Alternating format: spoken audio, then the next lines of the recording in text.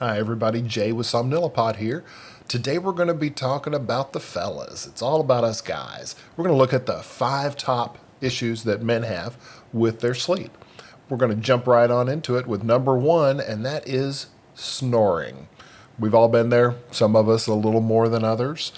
Snoring is basically just the vibration of tissue in the back of the throat. Sometimes it can be very mild, sometimes it can be outrageous. So if you wake up a lot with bruises on your side from your spouse telling you to turn over, you know what I'm talking about. Snoring in and of itself isn't necessarily a sleep disorder because sometimes it does not disrupt sleep, but sometimes it does, and it's always going to disrupt the sleep of other people in the room.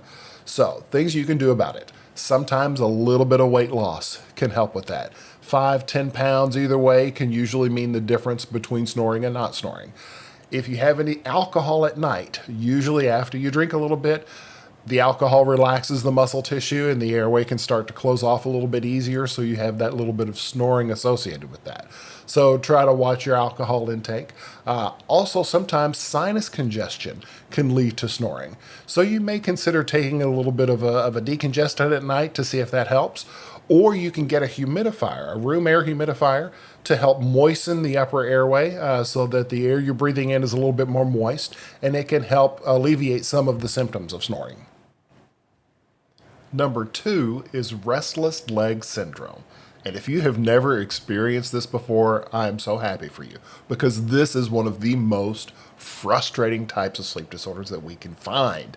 Imagine being completely relaxed and comfortable and laying in bed, and suddenly you get this creeping sensation in your legs, usually your upper legs, your thighs, that causes you to have to move your legs. So you move your legs for a few seconds and think, okay, that was weird. Lay back down, ready to go. It happens again. Sometimes this can happen to people hundreds of times at night before they're going to bed. Usually it happens at sleep onset or just as you're laying down. So you can imagine if it's taking hundreds of episodes, it's going to disrupt your sleep and keep you from getting to sleep. Now, there are some things that can be done about it. A lot of times, the sleep physicians will recommend that you increase your iron intake. So you may take some over-the-counter iron medication or iron supplements. Just don't take so much that it upsets your stomach, because iron can do that. There are also medications that can be prescribed that will take care of the restless leg syndrome. But either way, it is definitely something to look into. Number 3 is insomnia, and we have all experienced this a time or two, some more than others. Insomnia is not necessarily just difficulty falling asleep. You may fall asleep just fine, but then wake up 2 hours later and be awake for a while.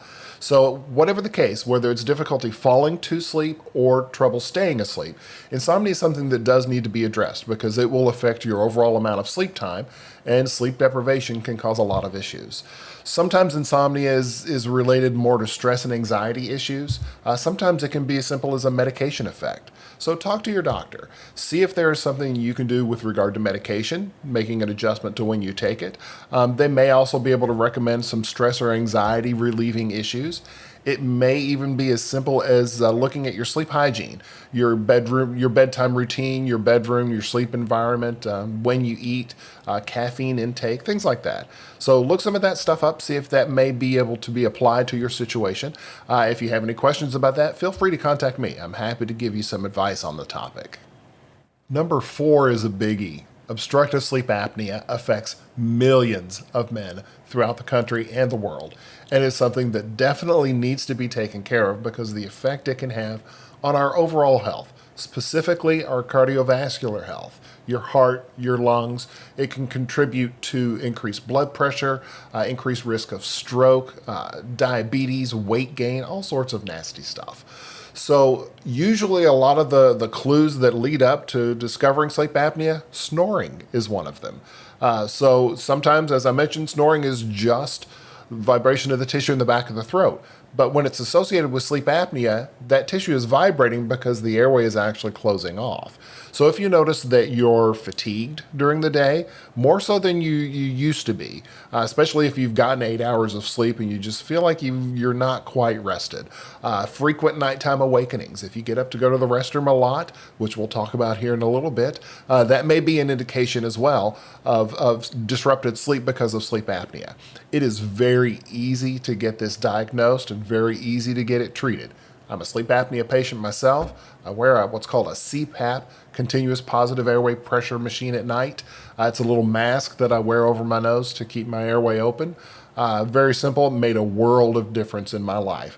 I was so sleepy and just so fatigued all the time. My blood pressure was going up. I even started to develop some heart issues. So, getting sleep apnea treated is definitely going to be something to look into as things move forward. Now, before we get to number 5, I want you to do me a favor. If you feel like this content has been helpful for you, that I'm providing some good information, and you'd like to see other people get this information, please hit that subscribe button. It'll greatly help me. It'll help the YouTube algorithm push this information out to other people that definitely need it. And hit that like button. That always makes me smile when I see those likes. Now, number 5 is going to be something that a lot of men, especially as we get older, experience for several different reasons. Frequent urination at night. Now, I alluded to this when we were talking about sleep apnea, because frequent sleep disruption can usually lead you to think, well, I'm awake, I may as well go to the restroom. So a lot of times with sleep apnea patients, we'll see them go to the restroom several times throughout the night. Also, as we get older, men, we may develop some prostate issues. And as the prostate begins to swell as we get older, it keeps us from eliminating or emptying our bladder completely. So we'll go to the restroom, lay down, half an hour later, have to go to the restroom again. These are all issues that can be taken care of with a simple trip to the doctor. You may also need to look at your fluid intake in the evening. Try not to drink so much liquid after, say, 8 o'clock, depending upon what time you go to bed. So hopefully some of those changes will help you sleep restfully throughout the night. Restfully? Restfully? Anyway. I looked it up, and restfully is a word. I got a little stuck there for a second. So anyway, thanks so much for joining me. Like I mentioned earlier, hit that subscribe button, hit that like button. I'll get some more helpful content out to you soon. Thanks.